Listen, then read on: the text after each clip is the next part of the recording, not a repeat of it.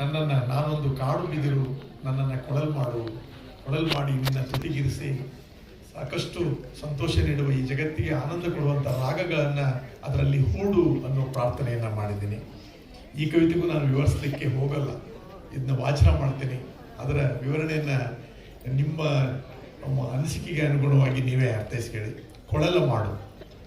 ವಿಶ್ವವನ್ನು ನಿತ್ಯದಲ್ಲಿ ಹಾಡುತ್ತಿಹ ಓ ಕೊರಳೆ, ನಿನ್ನ ಬೆರಳಲ್ಲಿ ನನ್ನ ಕೊರಳ ಮಾಡು. ಪಾಡದಾಗಲಿ ಹಾಡು, ಕಳೆದು ಒಳಹೊರ ಕೇಳು, ಜೀವಭಾವದ ಚೆಲುವ ನುಡಿಸಿ ನೋಡು.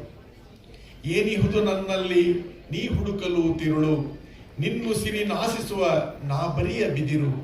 ಬರಿಶೂನ್ಯ ತುಂಬಿಹುದು, ಸುತ್ತಲದೇ ಸುಳಿದಿಹುದು, ನೀನೊಲಿಯೇ ನಾಮಾನ್ಯ ಈ ಲೋಕದೆದುರು.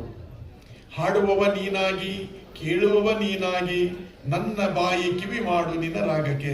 ಕ್ಷಣ ಕ್ಷಣವು ಕಾಯುತ್ತಿಯೇ ನಿನ್ನ ನುಡಿ ಗುಡಿಯಾಗೆ, ಹುಡಿ ನಾನು ಮಡಿಯಾಗಿ ನಿನ್ನ ಯೋಗಕ್ಕೆ. ಉಸಿರುಸಿರಿನಲು ನೀನು ಹರಿಸೆನೆಗೆ ದನಿಜೇನು, ಗಂಧ ಪವನದಿ ಭವ್ಯ ಪಸರುತ್ತಿರಲಿ. ಜನ್ಮ ಜನ್ಮಾಂತರವು ವರ್ಷ ವರ್ಷಗಳಾಗಿ, ರಸಮಯದ ಕ್ಷಣ ದಿವ್ಯ ಒಸರುತ್ತಿರಲಿ. ನನ್ನ ಒಡಲದು ನಿನ್ನ ಮಧುರ ಲಯದಲ್ಲಿ ತುಂಬಿ, ದಿವದ ಸಂಗೀತವದು ಹೊಮ್ಮುತ್ತಿರಲಿ.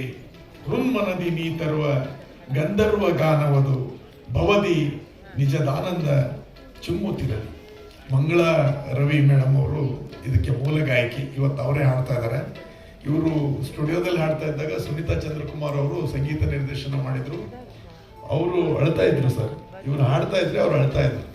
ಅಷ್ಟು ತೀವ್ರತೆಯಿಂದ ಅದನ್ನ ನಾನು ಮತ್ತು ಅವರು ಆನಂದಿಸ್ತಾ ಇದ್ವಿ, ಅನುಭವಿಸ್ತಾ ಇದ್ವಿ.